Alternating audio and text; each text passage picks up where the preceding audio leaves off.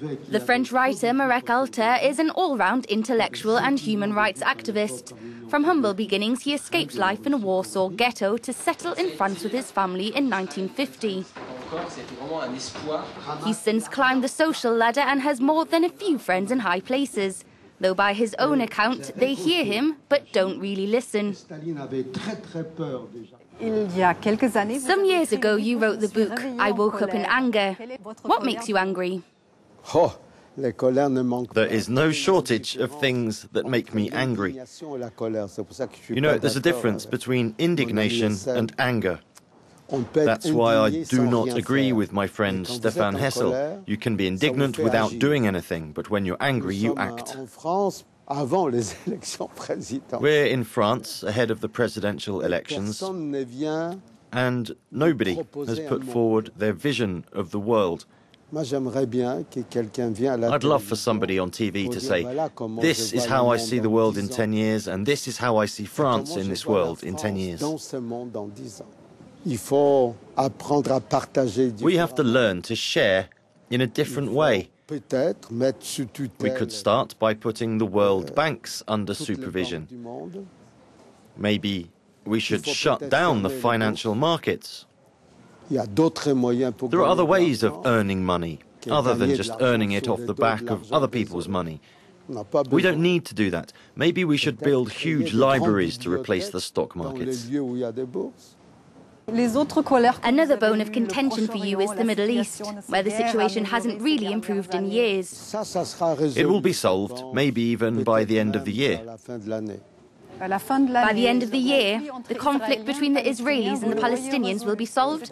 You're very optimistic. When you're at the bottom of a well and you get your head up and finally you can see the light. Well, we don't realize we're already enlightened. Do you believe the Palestinians can see the light? I think that today Israelis and Palestinians are almost at the bottom of the well. Almost. Maybe not completely. And when they reach the bottom, that's when they'll see the light. And who are the peacemakers, according to you? This is a very good question, because unfortunately that is what's missing. In the whole world, in particular the Middle East, we need figures. Today, the people who lead the Palestinians and who lead the State of Israel are just not capable.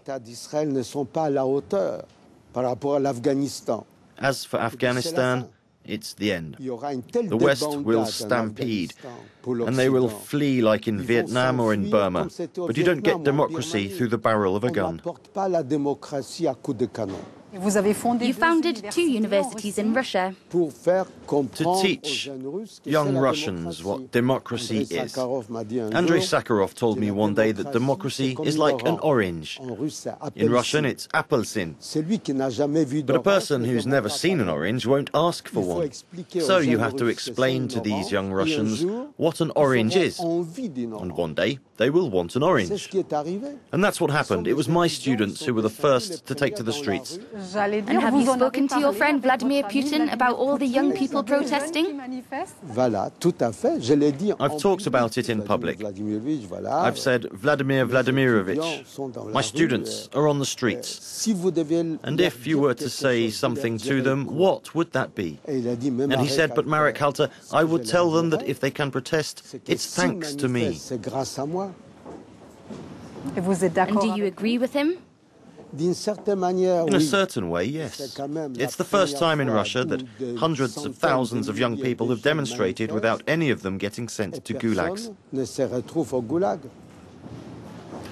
But there are those who went to prison. No. The demonstrations were essentially in St. Petersburg. And there were neo-Nazis demonstrating as well, but not one of my students was manhandled. Putin has impressed me at certain points. There have been little things sometimes, and I've asked him, Vladimir Vladimirovich, what do you know about the Jews? And he told me, when I was a young child, we lived in a shared apartment in a suburb of St. Petersburg with a Jewish family. The father was called Salomon Abramovich, I think. Every day after work, he took a huge book and read it, swinging his body. And I asked him, Salomon Abramovich, what are you reading? And he answered, the Talmud. And Putin said, you must excuse me, Marek. And I said, why? And he replied, because it didn't interest me. But he said it in a simple way, and there's a kind of respect there for one another. Dans une sorte de respect de l'autre.